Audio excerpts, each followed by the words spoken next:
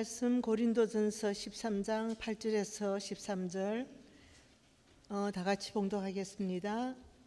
사랑은 언제까지나 떨어지지 아니하되 예언도 패하고 방언도 그치고 지식도 패하리라. 우리는 부분적으로 알고 부분적으로 예언하니 온전한 것이 올 때에는 부분적으로 하던 것이 패하리라. 내가 어렸을 때에는 말하는 것이 어린아이와 같고 깨닫는 것이 어린아이와 같고 생각하는 것이 어린아이와 같다. 장성한 사람이 되어서는 어린아이의 일을 버렸노라. 우리가 지금은 그울로 보는 것 같이 희미하나 그때는 얼굴과 얼굴을 대해 볼 것이요 지금은 내가 부분적으로 아나 그때는 주께서 나를 아신 것 같이 내가 온전히 알리라.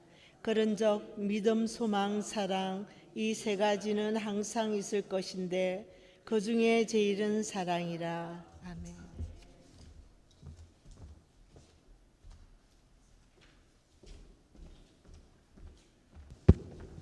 할렐루야.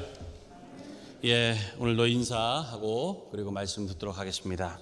오직 예수 줄여서 오예. 우리 서로 인사하실까요? 오예. 오예. 오직 예수님밖에 없습니다. 나를 구원하실 분은 오직 예수 그리스도 한 분밖에 없는 줄로 믿습니다. 할렐루야. 오예. 요즘 뉴스에서 자주 보는 사건이 총기 사건입니다. 여러분들 소식 접해서 아시겠지만 지난주에도 텍사스에서 총격 사건이 있어서 참 그 어린 초등학생이 19명 그리고 교사가 2명 이렇게 목숨을 잃었습니다. 총기를 소유해야 된다고 주장하는 사람들이 대부분이 자기 안전, 보호 이런 것들을 위해서 주장을 합니다만은 참 이런 충동적이고 또 우발적인 이런 사고가 일어날 때마다 이 미국의 총기 정책에 좀 문제가 있지 않는가라는 그런 생각을 많이 해요. 그 기사를 보니까 미국의 지금 총기 소지율, 총기를 갖고 있는 소지율을 보니까 100명당 120개랍니다. 100명당. 그러니까 인구수보다 총기 수가 더 많은 거예요. 더 많은 거예요. 참 모르겠습니다. 이 총기가 자신의 안전과 보호를 지키기 위해서 있는 거라고 하지만은 이게 뭐라 그럴까 너무 좀 위험하잖아요, 사실.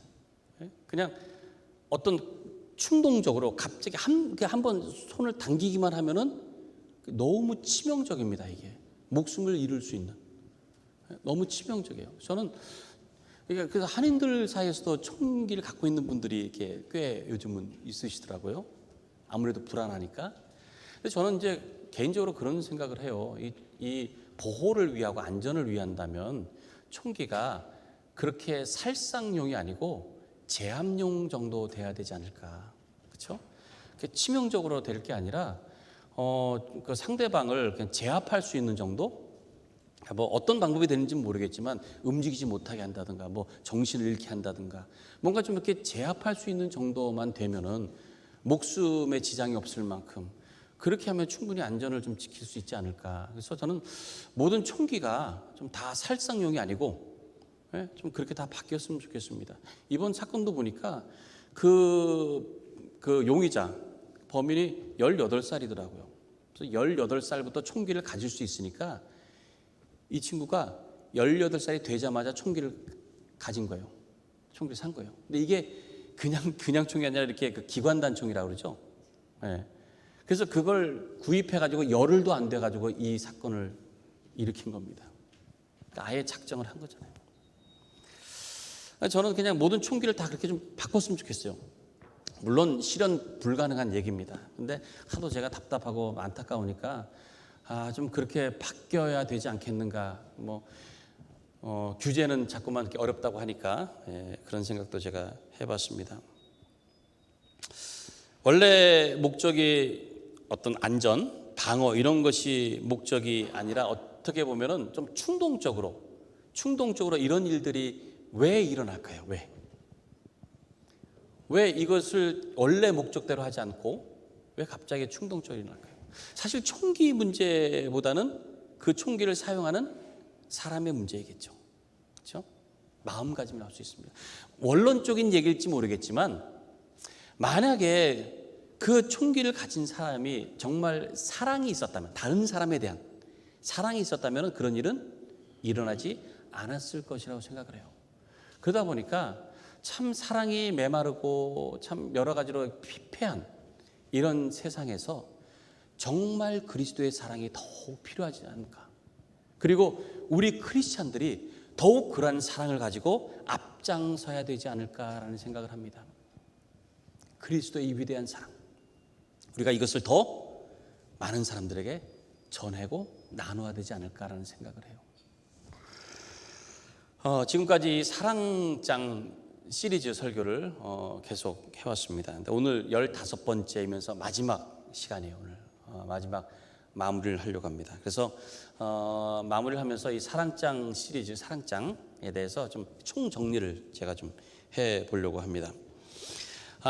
먼저 바울이 이 13장에서 이제 사랑장이라는 13장에서 사랑에 대해서 말을 하는데, 그거 하기 전에 이 고린도전서 전체를 보면은 고린도 교회에 대한 문제들을 쭉 얘기를 합니다. 예?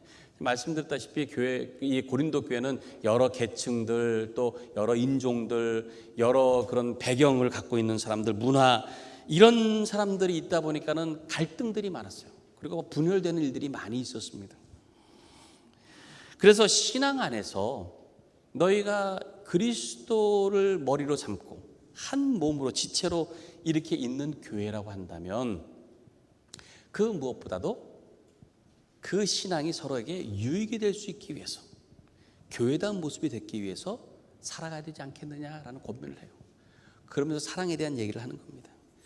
사랑, 그 사랑이 있어야 너희들이 지금 갖고 있는 은사라든지 그 능력, 그 장점들, 그러한 모든 것들로 인해서 유익할 수 있지 않겠느냐라는 그런 얘기를 하고 있는 겁니다. 그래서 쭉 그 문제들에 대해서 쭉 얘기를 하면서 12장에 가서는 은사들에 대한 얘기를 해요. 은사들에 대한 그런 얘기를 쭉 정리를 하면서 그러면서 이렇게 말을 합니다. 자, 12장 11절에서 이 모든 일은 같은 한 성령이 행하사 그의 뜻대로 각 사람에게 나누어 주시는 것이니라. 그래서 이 모든 일이라고 하는 것이 은사가 하는 일을 말합니다. 은사라고 하는 게 뭐예요? 하나님께서 주신 선물, 기프트라고 그랬습니다. 그 선물, 그것이 같은 한 성령께서 그 뜻에 따라서 거기에 맞게 그 역할을 주셨다는 거예요. 그러니까 어느 것이 더 크고 어느 것이 더 작고 하는 게 없이 필요한 대로 다 주셔가지고 그 은사들을 통해서 교회를 세워가도록 하고 있다는 것을 가르쳐 주는 거예요. 그러면서 그 12장을 끝내면서 31절에 이렇게 합니다. 너희는 더욱 큰 은사를 사모하라. 더욱 큰 은사라고 하는 것 제가 말씀드렸죠. 이게 한국말로 이제 은사라고 했지만 사실 은사들이라는 복수형으로 쓰였다고요. 이거는 14장에 가면은 신령한 것들을 사모하라라고 말하는 그겁니다. 그 신령한 것들. 은사들 중에서도 특별히 신령한 것들, 더욱 큰. 그러니까 크다고 하는 것이 뭐냐면 더 좋은 영향, 큰 영향을 미치는 거예요. 많은 영향을 미친다는 거예요. 그것을 사모하라는 거예요. 그러면서 뭐라고 얘기하느냐? 내가 또한 가장 좋은 길을 너에게 보리라. 가장 좋은 길. The most excellent way. 가장 좋은 길을 보이겠다라고 하면서 그것에 대해서 13장을 얘기를 하는 거예요. 13장. 13장을 시작을 하면서 그 사랑에 대해서 한정을 이제 얘기를 하게 되잖아요. 그러면서 이렇게 시작을 합니다. 자, 우리가 지난번 15번의 시간을 통해서 쭉 살펴본 걸 어찌 보면 요약한 겁니다. 자, 13장 1절에서 이제 사랑에 대해서 얘기를 하면서 이렇게 시작해요. 내가라고 시작해요. 그렇죠? 내가. 너희가라고 안 하고 내가라고 시작을 해요. 그러니까 일단은 그 잣대를 자기 자신에게 먼저 대는 거예요. 자기 자신에게. 그러니까 바울이 얼마나 겸손하게 정말 사랑하는 마음을 가지고 말을 시작하는지를 알 수가 있죠. 다른 사람을 보는 게 아니고 자기 자신을 먼저 보는 거예요. 내가 사람의 방언과 천사의 말을 하고 놀라운 예언을 다 하고, 그리고 뭐 산을 옮길 만한 믿음이 있고 내 몸을 불사르게 내어줄지라도 사랑이 없으면 나는 아무것도 아니고 아무 유익이 없다라는 말로 시작해요. 사랑이 없으면 아무 소용이 없다는 거예요. 그러면서 4절에서 우리가 잘 아는 사랑에 대한 그 사랑의 성품 얘기하잖아요. 사랑은 오래 참고, 사랑은 온유하며, 시기하지 않고, 자랑하지 않고, 교만하지 않고, 무례히 행하지 않고. 그래서 우리가 쭉 살펴봤잖아요. 그것이 사랑의 모습이라는 거예요. 네? 그 사랑의 모습.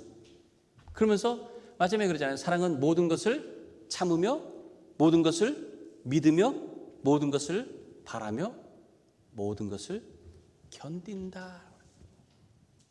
사랑은 이런 것이다. 바울이 그렇게 얘기합니다. 그리고 8절로 넘으면서 사랑의 영원함에 대해서 얘기합니다. 사랑은 언제까지나 떨어지지 않는다. 사랑은. 네. 그러면서 뭐 방언도 패하고 예언도 그치고 지식도 패할 것이다. 지금은 어린아이 같아가지고 생각하는 것이나 모든 것이 다 어린아이 같지만 언젠가는 그리스도의 장성한 모습 될 때는 알게 될 것이다. 지금은 거울처럼 희미하지만 그때 가서는 온전히 알게 될 것이다. 이 사랑이 어떤 사랑인지, 그 온전한 사랑. 그리고 나서 마지막 13절에 그러는 거예요. 그런즉이 뭡니까? 이걸 다 결론을 맺는 거잖아요. 그런즉 믿음, 소망, 사랑, 이 세 가지는 항상 있을 것인데 그 중에 제일은 사랑이라. 그 중에 제일은 사랑이라. 우리가 15번에 걸쳐서 살펴본 사랑에 대한 얘기입니다. 바울이 왜 그렇게 얘기했을까요? 사랑이 그만큼 중요하기 때문에 그래요. 다른 어떤 것이라도, 다른 무엇보다도 가장 중요한 것, 제일은 사랑이라는 것을 알려주고 싶은 거예요. 사랑이라는 것을.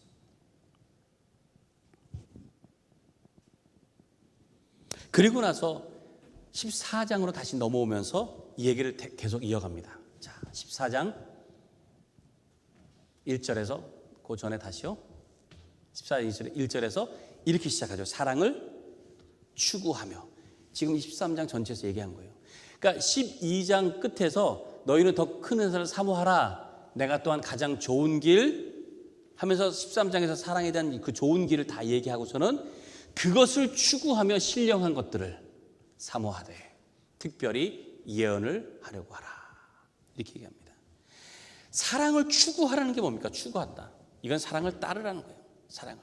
사랑을 따르라. 그리고 사랑으로 행하라라는 말씀입니다. 그런 사랑으로. 근데 우리 스스로 사랑한다는 건 사실 쉽지 않습니다.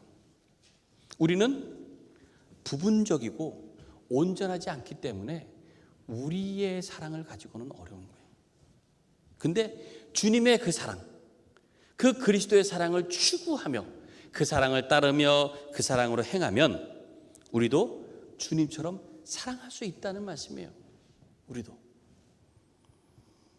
그리고 바울이 이 고린도전서를 이제 마치면서 16장에서 이렇게 다시 한번 강조를 합니다.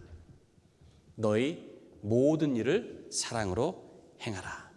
너희 모든 일을 사랑으로 행하라. Do everything in love. 이렇게 얘기해요. 모든 일을 사랑으로 행하라. 이것이 그리스도인이 살아가는 길입니다. 그리스도인. 모든 사람에게 그리스도의 사랑으로 행하는 거예요. 그 모든 사람 안에는 내가 좋아하는 사람도 있어요, 물론. 그렇지만 내가 싫어하는 사람도 있고, 내가 불편한 사람도 있고, 나하고 상관이 없는 사람도 있어요. 관심이 없는 사람도 있어요. 그 모든 사람에게 이 사랑으로 행해야 되는 거예요. 그것이 우리의 본분입니다. 예수님께서 십자가에 달려 죽으시기 전에 그 마지막 유월절 식사하시는 자리에서 제자들의 발을 씻겨 주셨잖아요. 발을. 친히 허리에 수건을 두르고 대물을 떠다가 제자들의 발을 씻겨 주셨습니다. 당시에는 제자들이 스승의 발을 씻겨야 마땅해요. 근데 거꾸로 예수님께서 제자들의 발을 씻기셨어요. 그리고는 이렇게 말씀하셨습니다. 보실까요? 요한복음 13장 14절 15절입니다. 내가 주와 또는 선생이 되어 너희 발을 씻었으니 너희도 서로 발을 씻어주는 것이 옳으니라. 내가 너희에게 행한 것 같이 너희도 행하게 하려 하여 본을 보였노라.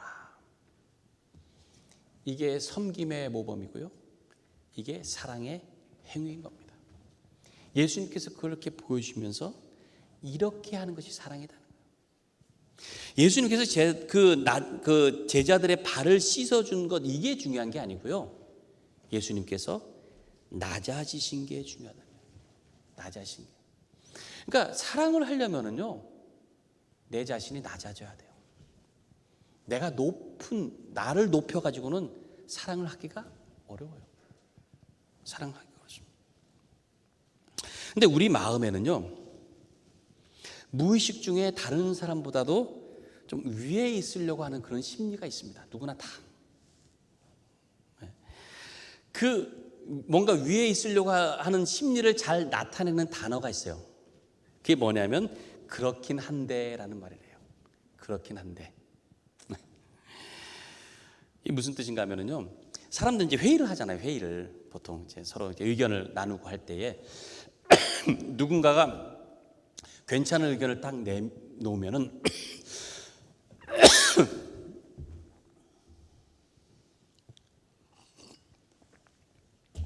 누군가 이제 뭐 이렇게 좀 하면 어떻겠냐고 괜찮은 의견을 내놓잖아요. 근데 그것을 이렇게 들을 때 그것이 그럴 듯하면은요, 마음속에서 누구나 질투심이 먼저 생긴대요. 질투심이. 그래서 뭔가 꼬투리를 잡고 싶은 마음이 다 이게 있다는 거예요, 심리적으로. 네. 그래서 저걸 이렇게 인정해야 되는데 뭔가 속에서 그냥 그것을 딱 인정하면은 내가 낮아지는 것 같은 거예요. 저 사람이 높아지고. 그래서 나오는 얘기가 그렇긴 한데라는 거예요. 그렇다는 거예요. 그런데 그렇긴 한데. 네. 그러니까 다른 사람의 좋은 의견을 그냥 수긍하는 게 아니고 내 의견을 가지고 그렇긴 한데 이렇지 않겠느냐라고 자기의 의견을 얘기함으로써 내가 더 그 사람보다 높아지려고 하는 심리가, 일반적인 그런 심리 현상이 다 있다고 합니다. 있다고 해요. 특히 이런 그 심리 현상이요, 잘 아는 사람 사이에서 일어난답니다. 모르는 사람은 그렇대요. 모르는 사람이나 또 뭐 상관없는 사람, 이런 사람들한테 함부로 대할 수 없잖아요. 뭐 자기 의견을 막 얘기하고, 또 그리고 그런 사람에게는 경쟁심도 없기 때문에 뭐 그렇게 하지 않는다는 거예요. 근데 잘 아는 사이, 가까운 사이에서는 내가 저 사람을 이렇게 주도권을 잡으려고 하는 그런 심리 때문에 그렇다는 거예요. 그러니까 여러분들 다 마찬가지예요. 다 뭔가 좀 잘 생각해 보니까요, 저도 좀 그런 것 같습니다. 제 아내한테 저도 이렇게 말을 하는데 보니까 이 그렇긴 한데를 가끔 써요. 네. 맛있어, 맛있긴 한데 그러더라고요. 네. 좋아, 좋긴 한데 이러더라고요. 이게. 그게 물론 저는 이제 그것에 대해서 좀 더 보완하고 뭔가 좋은 의견으로 얘기하려고 했다고 생각했는데, 이게 보니까 무의식 중에 내가 주도권을 잡으려고 하는, 네? 내가 낮아지려고 하는 게 아니라 뭔가 높아지려고 하는 그런 심리가 제 안에도 있더라니까요. 그렇긴 한데 우리가 다 그런 모습이라는 거예요. 그래서 스스로 낮아지려고 하는 마음 자세가 필요합니다. 내가 다른 사람보다 낮아지려고 하는. 그래서 다른 사람을 낮게 여길 수 있어야 되는 거예요. 다른 사람을 높일 수 있는 그런 희생의 자세가 있어야 그리스도의 사랑을 추구하는 겁니다. 내 권리를 내가 당연히 누려야 되는 거니까 라고 내 권리를 주장하는 게 아니라 다른 사람의 유익을 먼저 생각할 수 있는 거예요. 내 권리를 포기하더라도 다른 사람의 유익을 먼저 생각하는 것. 근데 이게요, 다른 사람의 유익을 생각하면은 그 유익이 또 나한테 되돌아와요. 이것이 사랑의 비밀입니다. 남을 높이면은 나도 높아지게 되어 있다는 거예요. 그 중에 제일은 사랑이라고 말씀하셨어요. 그 중에 제일은 사랑이다. 물론 내 마음, 내 의지를 가지고는 불가능합니다. 세상은 그렇게 얘기를 해요. 뭐 그렇게까지 하느냐? 그럴 필요 없다라고 세상은 얘기해요. 근데 성경은 꼭 그렇게 해야 된다라고 말씀합니다. 왜 그럴까요? 우리의 주인 되신 예수 그리스도께서 그 사랑을 보여주신 분이에요. 그 주님을 모시고 산다면 우리도 마땅히 그 사랑으로 행해야 되는 것입니다. 그리고 내 안에 계신 주님께서 그 사랑을 할 수 있도록 도와주시는 거예요. 그래서 그 사랑을 나타내 볼 수 있게 합니다. 예수님의 사랑, 이 그리스도의 사랑은요, 세상의 원리라든지 세상의 요령 이런 것들을 뛰어넘는 것입니다. 그래서 어디든 천국의 소망과 기쁨을 가지고 살게 하고요, 지옥 같은 곳에서도 감사와 평안으로 그렇게 바꿔주는 것, 이것이 바로 사랑인 것입니다. 예수님께서 그 제자들과 이제 마지막 식사를 하신 다음에 이제 제자들 떠나서 하늘로 올라가셔야 되잖아요.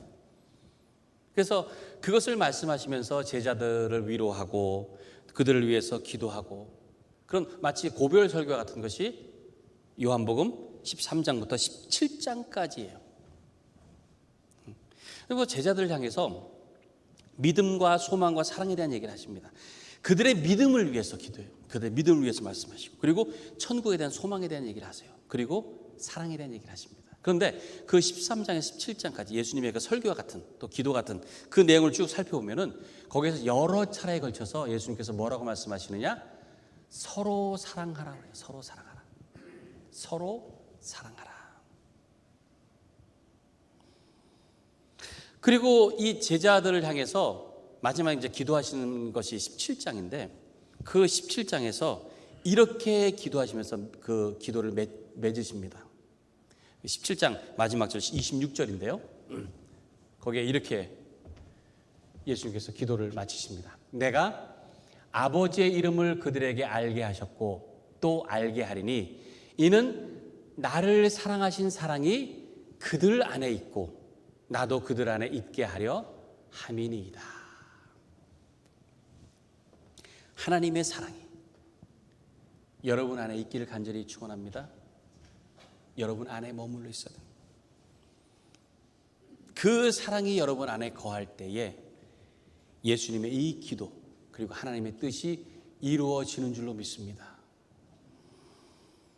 이 땅에 믿음과 소망과 사랑은 항상 있을 것이라고 했어요. 그런데 그 중에 제일은 사랑입니다. 예수님께서 이 사랑 때문에 이 땅에 오셨습니다. 그래서 사랑은 명사가 아니고 동사예요. 동사. 내가 행하는 것이지 말로만 하는 것은 아니다라는 거예요. 어떤 글에서 보니까 그 남편이 아내에게 점수를 따는 요령을 가르쳐 주더라고요. 뭐냐면 아내의 생일에 꽃다발을 그 선물하면서 일부러 아내의 그 나이보다도 한 송이 적게 준비를 하래요. 뭐 예를 들면 이제 53세 생일인데 52개만 준비를 하는 거예요. 그리고 이제 생일 축하한다고 딱 전하면은 그 아내가 그걸 세볼 거 아니에요. 막 이렇게 다 세보고 하나가 부족하네 이럴 거 아니에요. 그러면 딱 그때에 그 한 송이는 바로 당신이야 이러래요. 그러면 또 이게 여자들이 또 감동을 한다고 그러더라고. 근데 뭐 말은 누가 못합니까? 말로만 뭐 그러는 거 그때뿐이에요. 정말로 그 꽃 한 송이가 당신이야 했으면은 꽃처럼 대해줘야죠. 그렇죠? 꽃처럼 이렇게 더 사랑해주고 아껴주고 해야 되는 거 아니에요? 그래서 저는 꽃다발 그런 거 선물 안 합니다. 우리 집이 꽃집이라.